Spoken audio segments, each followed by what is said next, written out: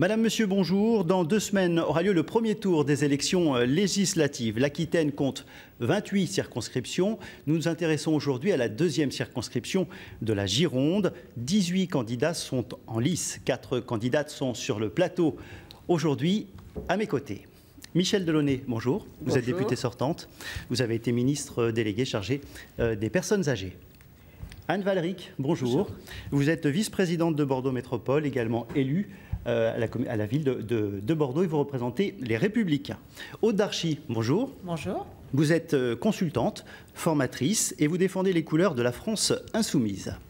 Enfin, Catherine Fabre, bonjour. Bonjour. Vous êtes enseignante à l'Université de Bordeaux et vous portez les couleurs de la République en marche. Mesdames, merci d'avoir accepté l'invitation de Dimanche en politique. Et puis, je l'ai dit, sur cette circonscription, il y a 18 candidats. Nous allons voir la liste de l'ensemble des candidats qui seront donc au départ de ce premier tour d'élection législative le dimanche 11 juin. Michel Delaunay, vous êtes la députée sortante. Vous avez déjà fait 2 mandats. Vous vous engagez pour un 3e mandat. Qu'est-ce qui a motivé cette décision ? Eh bien, d'abord, 3 mandats, c'est ce que je prône depuis des années. Pas plus de 3 mandats successifs identiques. Donc, il n'y avait pas de contrariété. Mais ensuite, il y a 2 ordres de raisons. C'est vrai que cette circonscription a un sens assez fort, puisqu'elle a permis, mon élection a permis une sorte de bol d'air. Depuis 1935, cette circonscription était la circonscription du maire, avec en particulier Jacques Chaban-Delbas, Alain Juppé, etc. Et avant Adrien Marquet. Et je pense qu'il était très important dans cette municipalité qui est de droite depuis plus de 70 ans d'apporter quelques renouvellements. Et donc, avouons que nous y sommes très, très attachés, tout mon groupe. Cependant, je vais être tout à fait sincère, je me suis demandé s'il ne fallait pas que je me présente comme suppléante de ma suppléante, Emmanuelle Ajon. Alors pourquoi ce choix ? Parce que à une époque où on parle de renouvellement de la vie politique, on pourrait vous reprocher de faire un 3e mandat et ne pas passer votre tour. Écoutez, en fait. 3 mandats, c'est ce que prône aussi la République en marche. Le renouvellement, je pense que je le représente assez bien, puisque je suis la seule de mon espèce à avoir commencé la politique après une vie professionnelle. Moi, je ne crois pas au renouvellement par l'âge, ou du moins pas seulement, mais qu'il faut un renouvellement par la diversité des origines et des professions. Ce que j'ai fait, je n'étais même pas encartée quand j'ai été élue. Et j'ai donc demandé à ma suppléante, demandé à mon équipe, parce que je suis assez, disons, intime, et si elle voulait y aller en première place, sans aucune réserve de ma part.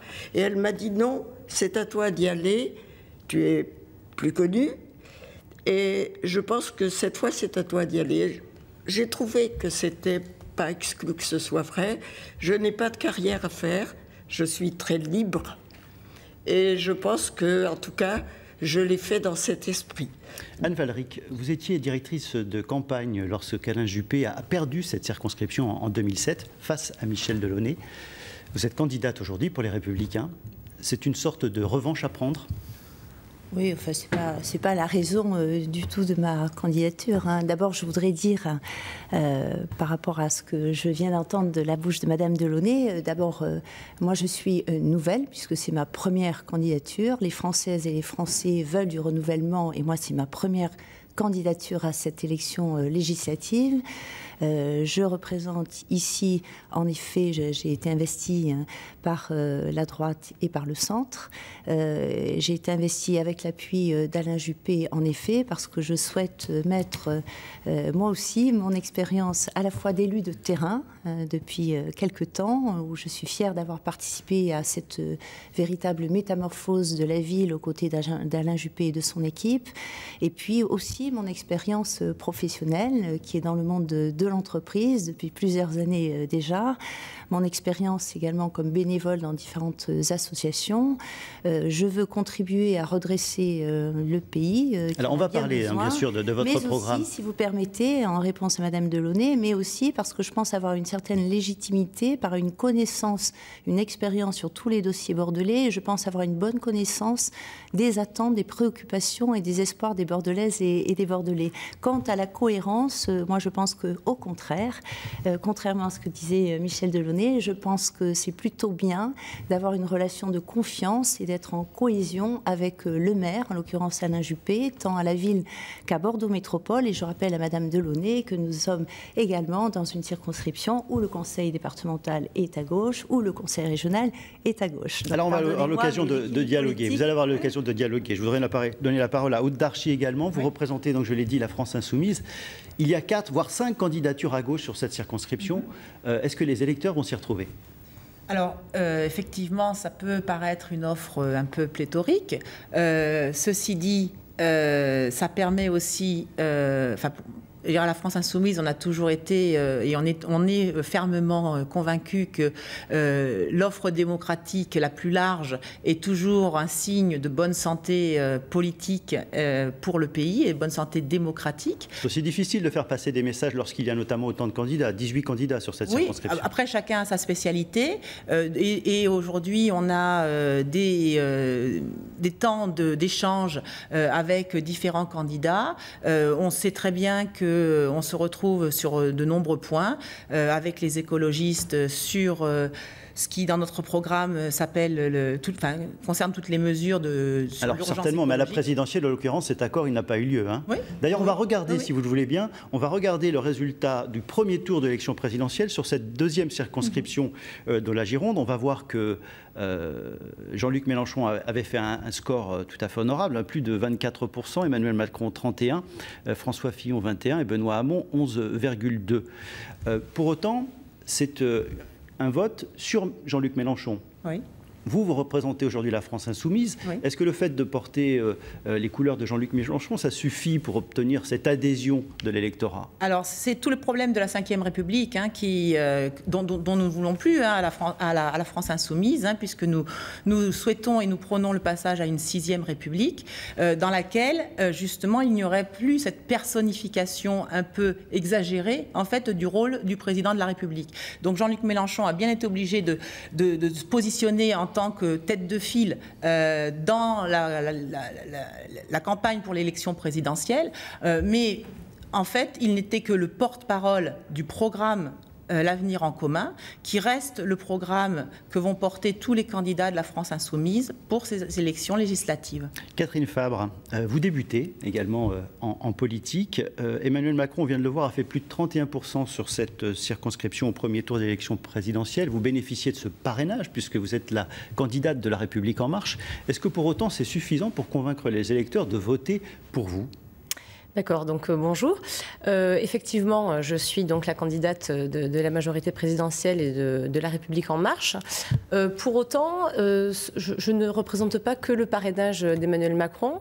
Je suis vraiment investie depuis le début du mouvement dans ce projet, dans ce beau projet. Et finalement, j'ai participé activement à développer En Marche en Gironde. C'est-à-dire depuis un an, vous vous investissez... Depuis un an, je suis référente adjointe sur la Gironde. D'Emmanuel Macron. Mais pour les lecteurs qui ne vous connaissent pas, est-ce que ça va être suffisant pour convaincre les lecteurs simplement parce que vous portez les couleurs de La République En Marche et donc d'Emmanuel Macron? Est-ce que c'est suffisant pour que vous puissiez obtenir leur confiance? Écoutez, je pense que oui, parce que justement, je pense que cet engagement depuis un an qui est très clair, qui est participatif, montre que je porte une conviction. Voilà. Excusez-moi. Voilà, moi je porte une conviction qui est claire. Je porte un projet que j'ai participé à construire. Et il me semble que c'est ce que les Français souhaitent. Voilà, que les candidats, et c'est comme ça moi que je qualifierais le renouvellement politique. D'ailleurs, Madame Delaunay me disait effectivement, il ne s'agit pas d'un renouvellement par l'âge. Moi je suis bien d'accord, il ne s'agit pas d'un renouvellement par l'âge. Il s'agit d'un renouvellement des usages politiques. Et ce que souhaitent, me semble-t-il, ce que j'ai entendu sur le terrain tout au long de cette année, ce que souhaitent les électeurs, c'est de pouvoir y voir clair dans le projet porté par les candidats, Et de ce point de vue-là, je pense que ma candidature est tout à fait légitime puisque le projet est très clair.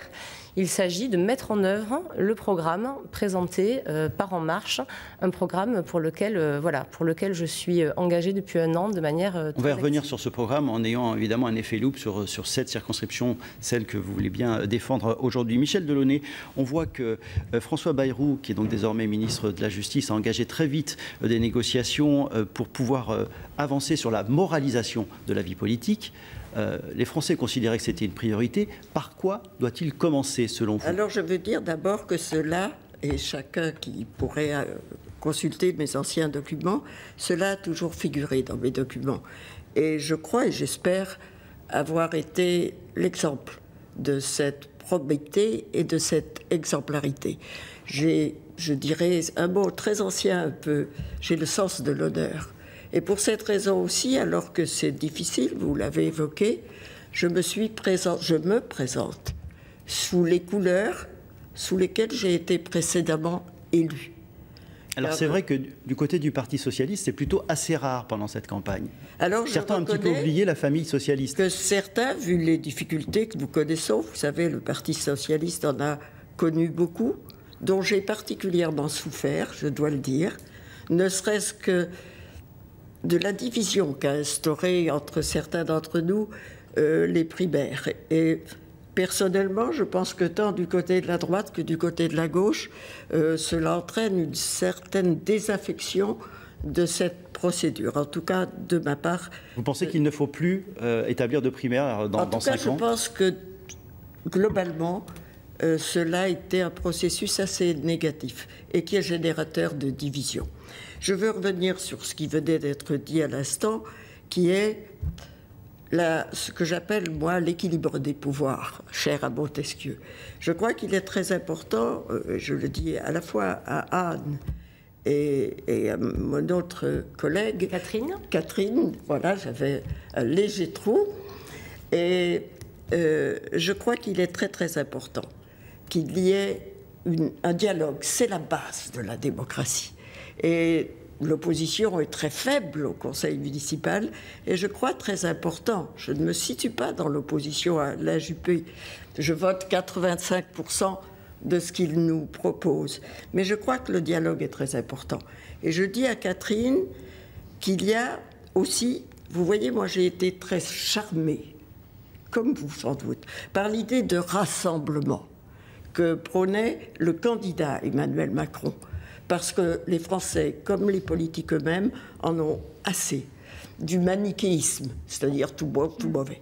Je suis contente de vous l'entendre dire. Mais je suis totalement d'accord. Michel Delaunay, attendez 2 secondes. Je ne crois pas qu'il soit bon qu'il y ait un parti unique. Michel Delaunay, Catherine Fabre, justement, lorsque vous voyez que, bon, on connaissait le programme d'Emmanuel Macron avec une campagne, une République plutôt exemplaire. François Fillon a subi une campagne difficile parce qu'il était en décalage avec ce qu'il pouvait dire et puis ce qu'il pouvait vivre dans sa vie. Lorsque vous entendez ce qui se passe concernant Richard Ferrand, est-ce que ça vous met mal à l'aise?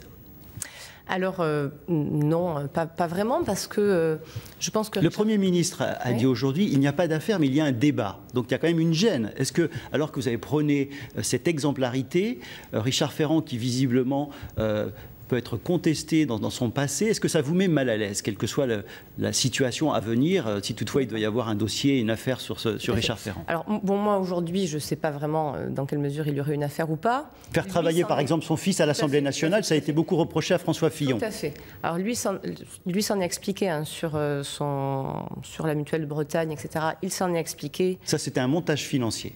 C'était surtout une décision d'une entreprise privée qui choisit selon des critères objectifs d'intérêt qui apparemment sont les siens. Par rapport à ces enfants, j'imagine qu'effectivement le débat aura lieu. Est-ce que vous, ça vous gêne sur le terrain, en campagne? Moi, je vais vous dire, est-ce que les électeurs... Je n'ai pas eu une seule, et on s'en est justement, on a échangé avec les différents candidats de la Gironde, on n'a pas eu du tout de remonter par rapport à ça.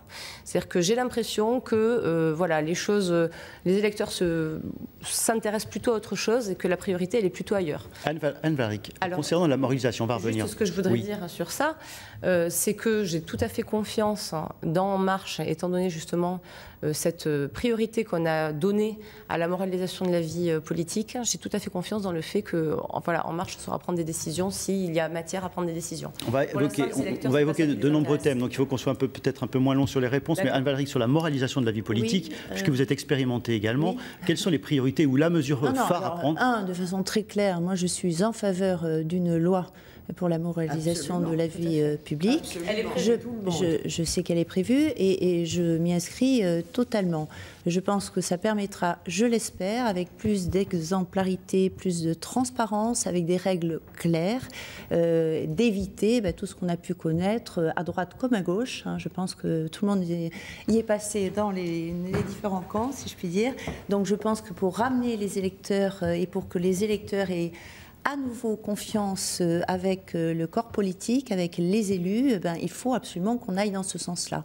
Et pour ma part, c'est vrai que le Premier ministre a indiqué que ce seraient les urnes ce matin qui trancheraient par rapport à la situation de M. Ferrand, mais c'est vrai que ça tombe quand même un petit peu mal, parce qu'on en a fait beaucoup contre certains candidats et je trouve que ça tombe un petit peu mal. Voilà. Mais moi, je suis très clairement pour, effectivement, que les choses soient claires et transparentes et qu'il y ait un contrôle. Et si vous voulez, je me permets de rajouter, puisque j'ai toujours concilié ma vie à la fois familiale, d'élu local et professionnel, je dois dire que dans le milieu de l'entreprise, auquel j'appartiens également, je peux vous dire que ça coule de source de devoir justifier de la moindre de ses dépenses jusqu'au dernier centime. Voilà.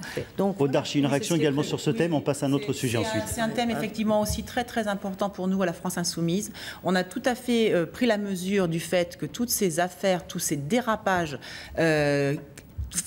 qui sont totalement condamnables sur le plan de la justice, en fait, nuisent à l'appropriation du processus, on va dire, démocratique par la population. Et aujourd'hui, effectivement, moi je suis convaincue que s'il y a autant d'abstention, c'est entre autres, parce qu'il y a aussi d'autres aspects qui peuvent jouer à mon avis, notamment l'indépendance des médias, mais évidemment que la façon de se comporter des gouvernants a une influence énorme sur le fait que les citoyens ne souhaitent plus participer au processus démocratique. Un dernier mot sur ce point, sachant que vous avez fait partie d'un gouvernement qui a beaucoup souffert des affaires Cahuzac, Thévenoud, entre autres. Je vais vous demandiez les deux mesures principales.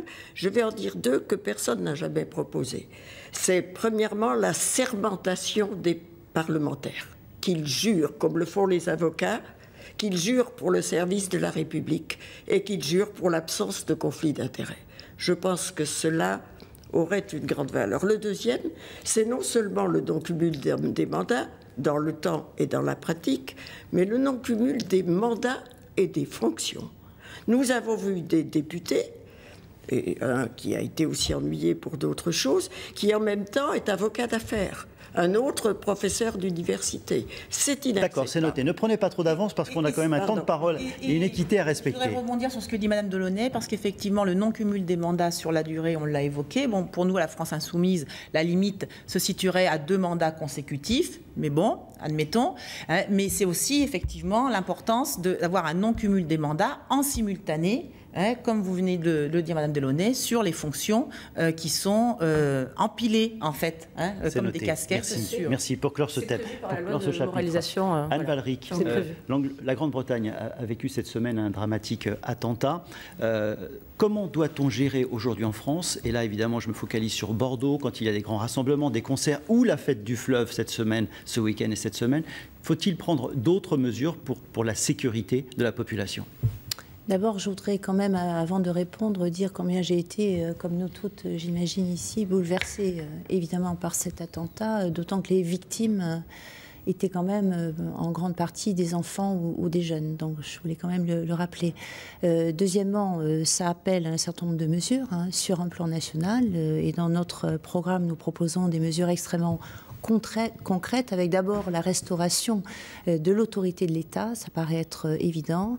On propose aussi contre la radicalisation qui se fait dans nos prisons, qui sont dramatiquement surchargées et qui ne permettent pas d'isoler les personnes qui sont en situation de radicalisation. Donc on propose ce que le gouvernement de M. Hollande avait arrêté en 2012, c'est-à-dire la construction de places supplémentaires. Revenons sur localement. J'aimerais qu'on puisse revenir. C'est important oui, aussi. mais c'est bien de prendre un ancrage local et notamment la fête du fleuve.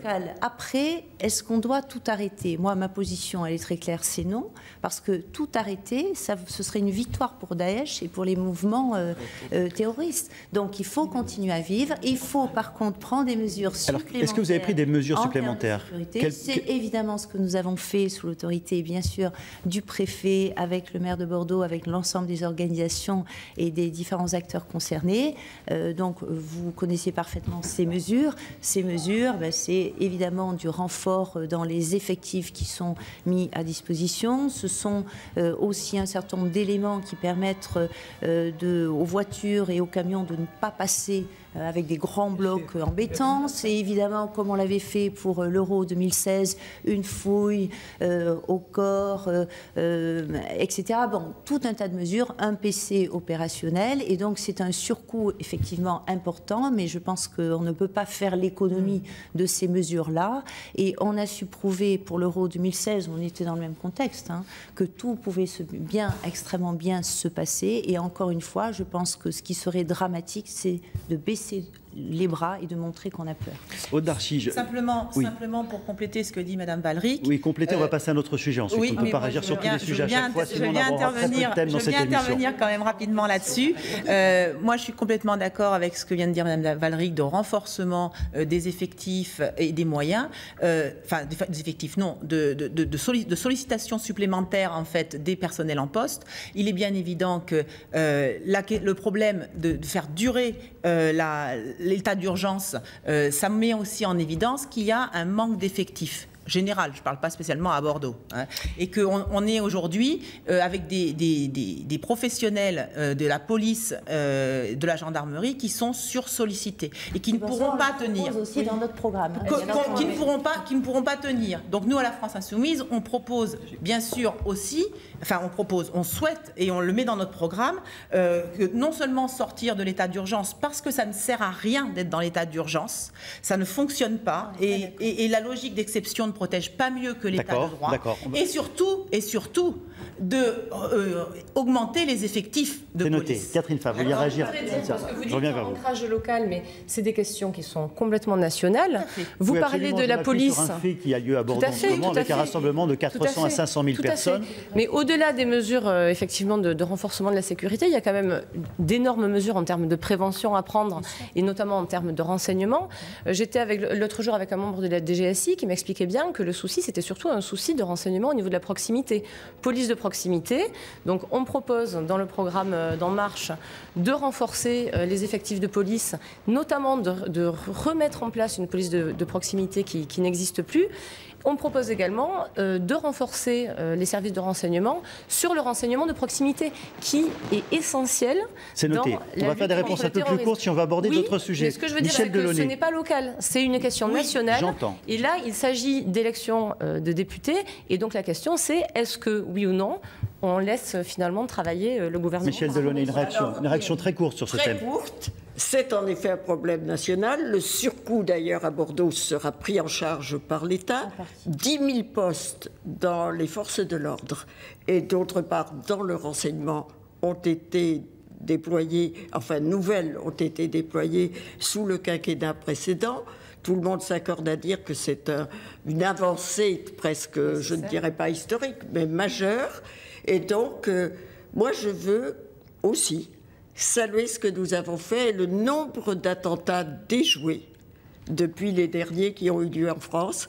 Et je me félicite, comme Anne, justement, que nous ayons pu, le lendemain n'est jamais sûr, mais que nous ayons pu, pour l'instant, et j'espère durablement, mettre de côté ces attentats qui ont endeuillé la totalité de notre quinquennat. Et si vous Catherine permettez, Fabre, oui, juste. il faut quand même dire que cette question, c'est éminemment aussi une question européenne.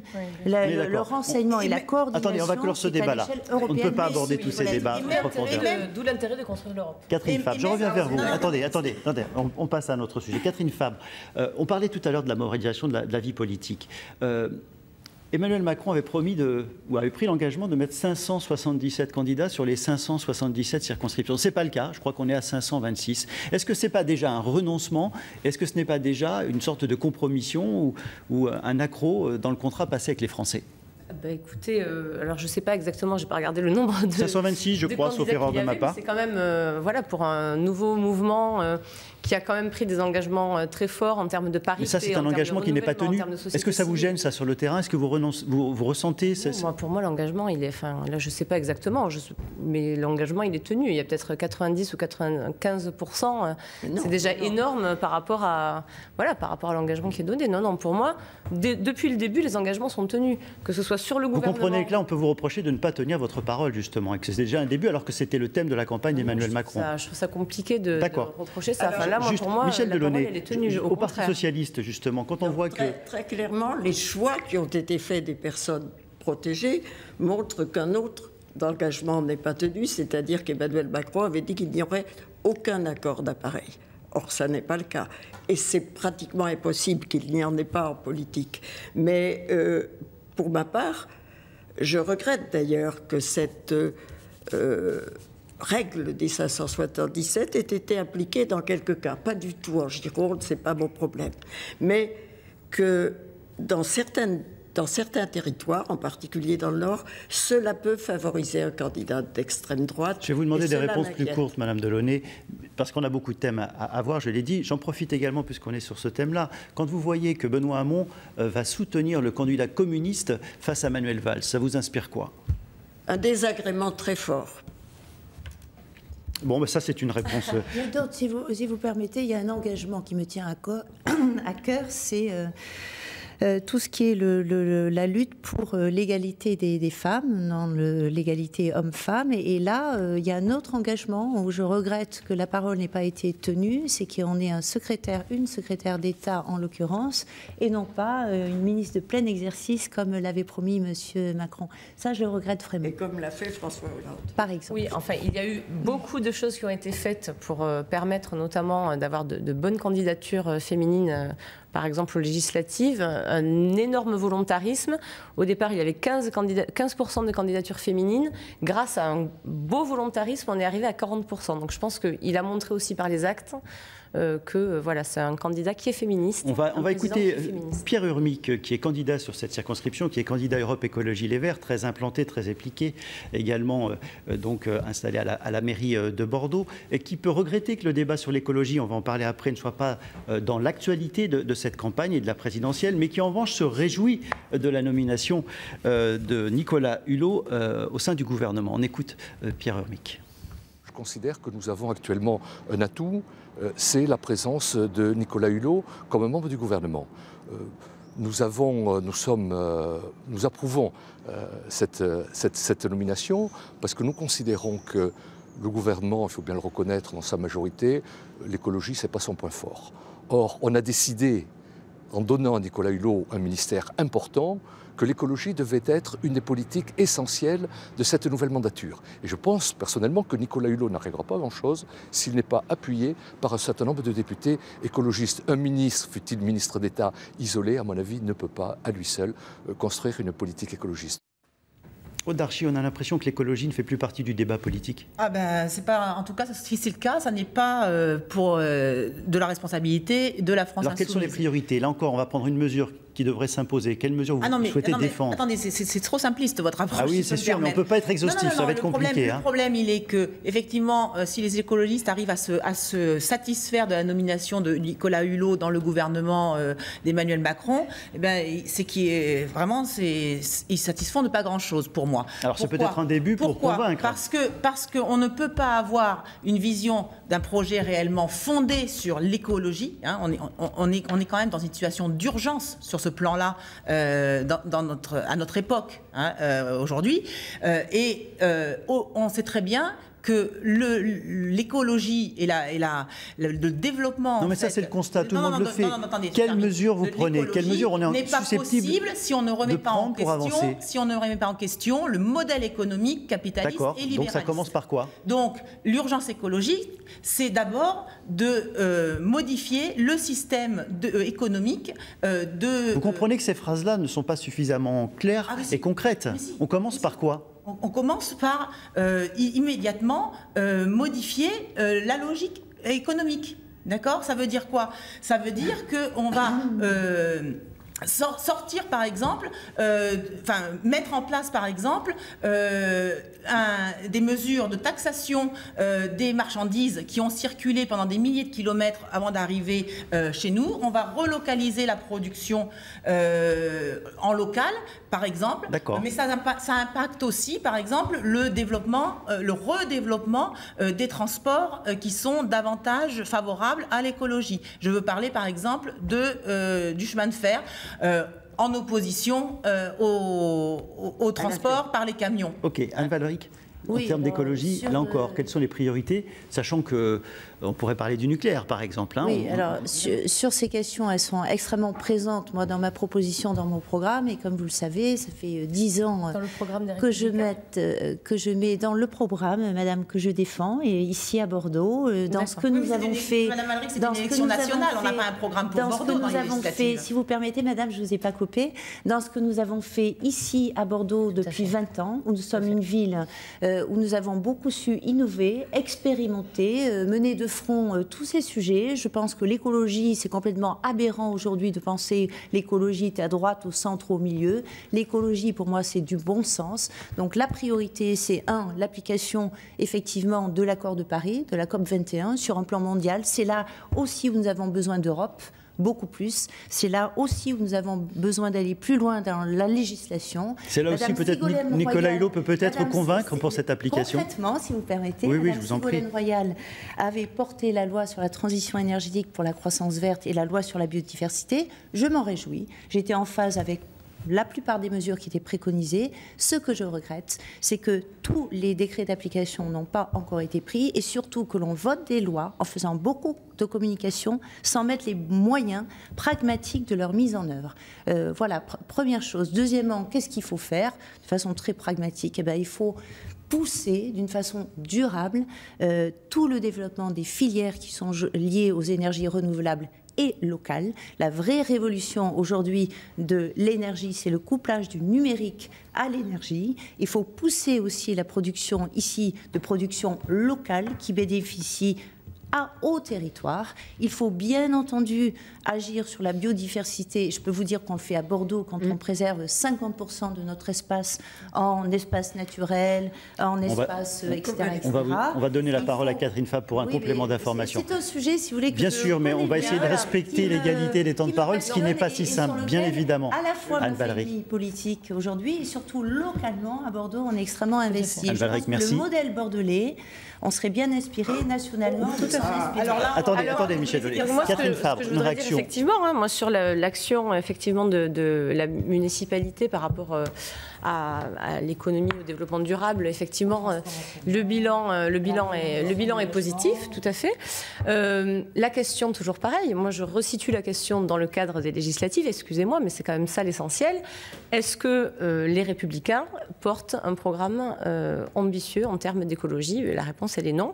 Et ensuite, deuxième chose, le fait que Nicolas Hulot soit ministre d'État par rapport à ces questions-là montre, évidemment, ça fait très longtemps qu'on lui propose de venir prendre ce genre de responsabilité. Cette fois-ci, il y va. Donc ça veut dire qu'il la dégage, ça veut dire qu'il arrivera finalement à faire avancer ses positions par rapport à ça. Et je pense que voilà, tous ceux qui pourraient en douter, tout le monde a tout à perdre à ce que cette histoire ne marche pas. Donc cette histoire, elle va marcher. Si Nicolas Hulot y a été, c'est qu'il sait pourquoi il y va, c'est qu'il la dégage. Michel Delaunay. Alors je veux dire d'abord, en effet, c'est un objectif national. Nous avons fait de grandes choses là-dessus, et en particulier les objectifs de la COP 21. Je donne un exemple pour montrer que Bordeaux n'est pas tout à fait exemplaire, et je pèse mes mots. 30% la part d'énergie renouvelable. Nous en sommes péniblement à 10. dans la ville de Bordeaux.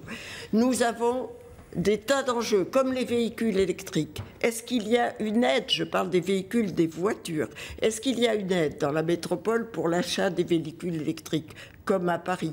Combien y a-t-il de bornes à Bordeaux pour la recharge des véhicules électriques?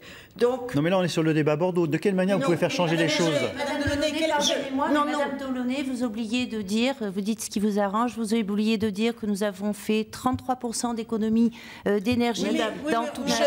Vous oubliez de dire tout ce que nous avons fait dans le développement de l'énergie liée au photovoltaïque. Vous avez oublié de dire la création des réseaux de chaleur et de froid. Je ne suis pas dans un programme municipal, je le confirme. Vous avez oublié de dire tout ce que nous avons fait contre la précarité énergétique ici. Vous avez oublié de dire je préfère dire ce qu'a fait, et surtout sur la mobilité douce et le développement des transports en commun. Je préfère. On ne fait pas un bilan de Bordeaux, Madame Ballon. En effet.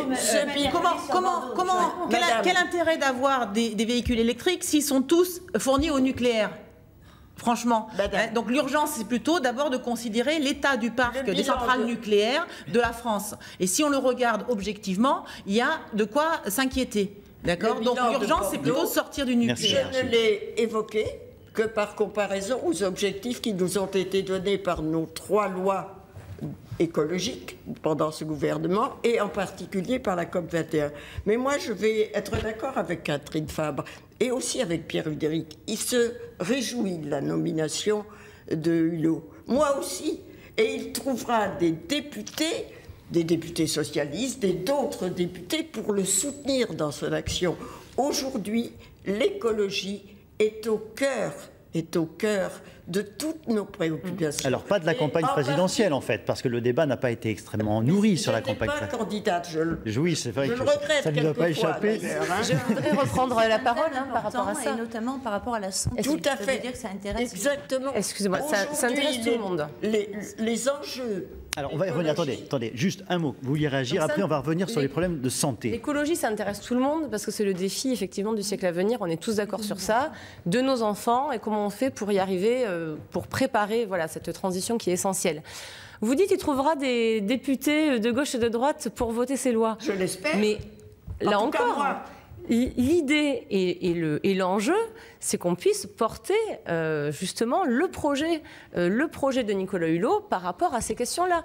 Et la manière la plus certaine et la plus fiable de porter ce projet, c'est encore une fois que Emmanuel Macron puisse avoir une majorité présidentielle. Sinon, on va tomber dans le quoi? On va tomber dans une coalition tout à fait instable. Alors, faisons pas trop de politique politicienne, parlons des choses concrètes. Oui, c'est noté, c'est noté. Anne Valric, on parlait d'écologie. Attendez, s'il vous plaît.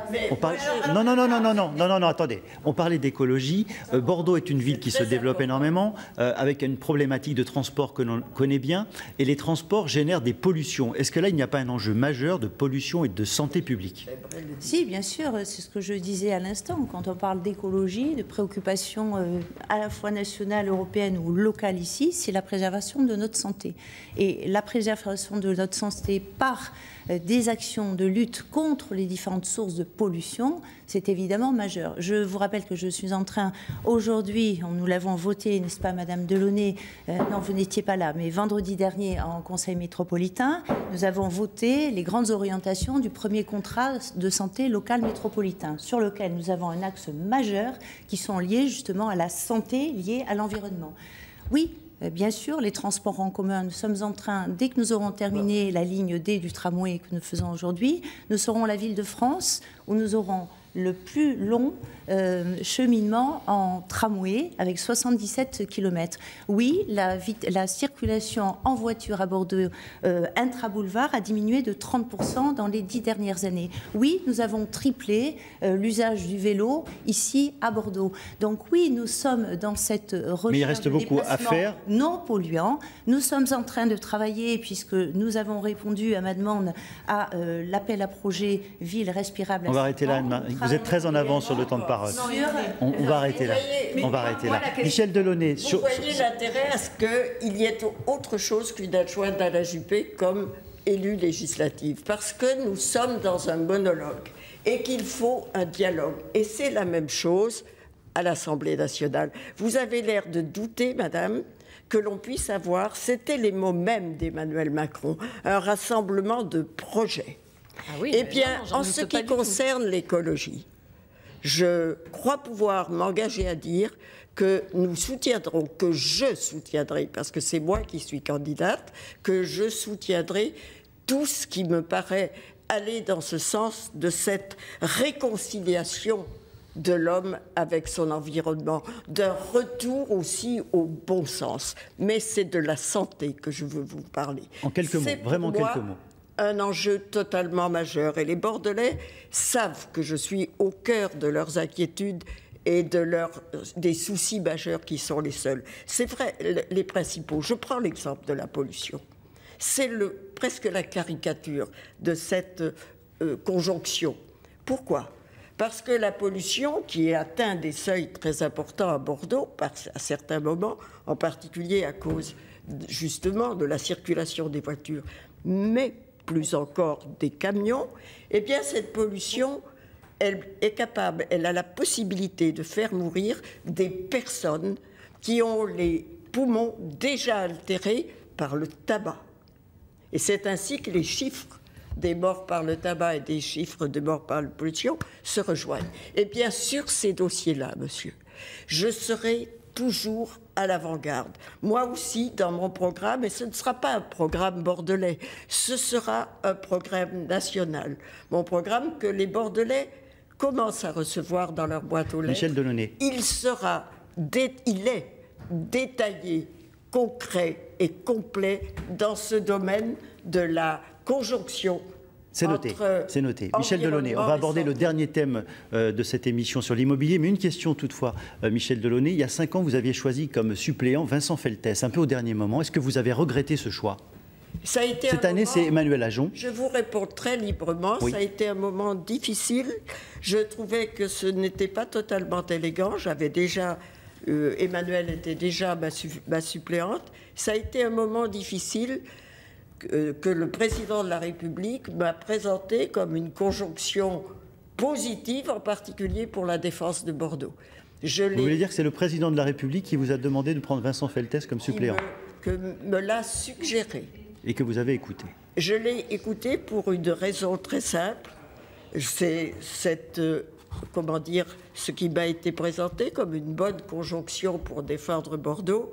Je dois vous dire, parce que je suis toujours sincère, que j'ai pensé à remettre ma démission de mon poste de ministre. Merci pour votre franchise. Le dernier thème, et ce sera en quelques minutes, Audarchi, sur cette circonscription, il y a des cantons très urbains, évidemment. Je pense notamment au quartier Saint-Michel qui se transforme, qui génère aussi des déplacements de population. Est-ce que la politique menée de réhabilitation est cohérente ou est-ce qu'il faut voir les choses autrement ? Alors d'abord, je veux profiter que vous me donniez la parole pour dire que je déplore vraiment que dans ce débat, on soit centré sur ce qui se passe à Bordeaux. Non, on n'est pas... Si. Et qu'on soit... Cette circonscription est quand même sur Bordeaux, madame. Et qu'on soit presque dans un débat... Il me semble que ce sont les cantons 3, 5, 7, on est d'accord ? 3, 4, 5, 7 Attendez. De Bordeaux. Finir, s'il vous plaît. Et qu'on soit dans un débat qui semble vise à faire un bilan de la politique municipale à Bordeaux. Non, il ne s'agit pas de ça. Nous avons, moi en tout cas, en tant que candidate, que ce soit bien clair pour tous les téléspectateurs qui nous suivent, c'est que je souhaite représenter, en fait, les besoins, le peuple tout entier, même si effectivement c'est aussi important pour moi de me présenter. Mais vous aurez des comptes à rendre à vos électeurs de cette circonscription-là, on est bien d'accord. Mais les électeurs de cette circonscription, ils sont concernés au même titre que tous les électeurs du pays par les lois qui sont votées à l'Assemblée, qui sont des lois nationales. Donc pour évoquer cet aspect sur l'immobilier à Bordeaux, et notamment ce quartier Saint-Michel qui est réhabilité, est-ce que ce sont des évolutions qui vont dans le bon sens ? Moi, je n'ai pas envie de répondre à ce niveau-là. Moi, je vais répondre au niveau général. D'accord. Non, mais si vous ne voulez pas répondre... Non, je réponds au niveau général. Effectivement, vous ne voulez pas répondre à une question assez précise. Vous ne connaissez pas suffisamment le quartier ? À Bordeaux, bien sûr que si. Mais pourquoi vous ne voulez pas répondre à cette question ? Parce que je ne suis pas une élue locale. Je ne me présente pas à un mandat local. D'accord ? Non, mais on est dans une ville où l'offre et la demande entraînent une augmentation des tarifs. Donc on pourrait envisager une autre politique immobilière, par exemple. Je ne sais pas. effectivement, alors, les premières choses, il y a besoin, effectivement, d'avoir un grand plan de rénovation du bâti. De rénovation, pourquoi? Parce que le thème juste avant, c'était l'écologie, mais parce que le bâti ancien est aussi une source importante de gaspillage énergétique, mais aussi une source de... un coût important pour les ménages, parce que ce sont eux, les personnes qui sont locataires de ces lieux-là, qui vont en fait subir les conséquences de la vétusté des appartements qui leur sont loués. Et c'est bien pour ça qu'on le fait à Bordeaux. Mais c'est bien. Et c'est bien pour ça qu'il y a dans le programme d'En Marche. Mais c'est bien pour ça qu'il faut le faire. Alors, Catherine Fabre, justement, votre réaction sur ce sujet, en termes d'immobilier. Oui, Catherine Fabre, on vous écoute. Pour justement pouvoir rénover le bâti, les passoires énergétiques, on prévoit 1 million de rénovations, et notamment priorité aux ménages les plus modestes, justement pour éviter qu'il y ait une double peine et que les gens soient appauvris par rapport à ça, étant donné qu'effectivement les prix de l'immobilier ont tout simplement explosé dans notre circonscription depuis une dizaine d'années. Est-ce que c'est une bonne solution d'attirer la population vers les grandes métropoles comme Bordeaux et donc en conséquence de vider un peu les campagnes, le milieu rural? Alors la métropolisation, effectivement, là, elle est en cours, mais c'est surtout les Parisiens qui viennent avec la LGV. Là, c'est surtout l'explosion du tourisme qui fait, notamment avec Airbnb. Ce n'est pas que les Parisiens qui viennent habiter dans certains quartiers de Bordeaux. Sur les hausses des prix de l'immobilier, c'est quand même énorme. Je vous rappelle qu'en Gironde, il y a 2 fois plus d'attractivité qu'à l'échelle de la ville ou de la métropole. Donc il ne faut pas non plus... voilà. Alors, on laisse finir Catherine Fabre et je viens vers vous. Le gros risque, c'est quoi? Le gros risque, c'est qu'on est une ville-musée qui exclut ses habitants. Ça, c'est très compliqué, surtout notre circonscription à nous, la deuxième. C'est effectivement le centre-ville, c'est là où les prix sont vraiment très très élevés, ça pose de gros soucis. On est plus cher que Lyon actuellement, donc c'est vraiment, on est en zone tendue. Et une des propositions importantes, à mon sens, c'est justement de se battre à l'Assemblée pour que Bordeaux soit classé en zone tendue, soit classé en zone A, pour permettre effectivement d'avoir accès à des subventions, pour permettre d'avoir accès aux procédures accélérées de construction de bâtiments, et notamment les logements sociaux. C'est sûr que c'est compliqué, les logements sociaux. Sur Saint-Michel, il n'y a pas forcément énormément de place, il faut densifier. On a heureusement sur la rive droite la possibilité effectivement de développer, de continuer à développer Bordeaux, et c'est le choix qui est fait effectivement en ce moment. Depuis 15 ans, il y a plus de 20 000 logements qui ont été prévus sur la rive droite. Donc ça c'est un début de réponse. Mais il y a d'autres réponses à apporter, notamment effectivement accélérer la construction, se battre pour que Bordeaux soit classé zone tendue, aider les gens à rester sur Saint-Michel, qui est l'âme de Bordeaux, par rapport justement à la rénovation, par exemple, de leur bâti. Voilà, et puis d'autres... Anne Valric, vous voulez intervenir sur ce sujet. Attendez, je viens vers vous. Anne Valric. Réagir aussi, et je rejoins Madame, il faut aussi voir sur un plan national, mais sur un plan local quand même, parce qu'on défend aussi les intérêts et les projets de la circonscription. Donc sur un plan national, moi je dis qu'effectivement, on est en carence, en besoin, il y a une pénurie de logements. Le précédent gouvernement avait d'ailleurs promis 600 000 logements par an. On est arrivé péniblement en 2016 à 350 000. Donc il faut booster effectivement sur un plan national la construction, on est d'accord. Mais ça ne suffit pas.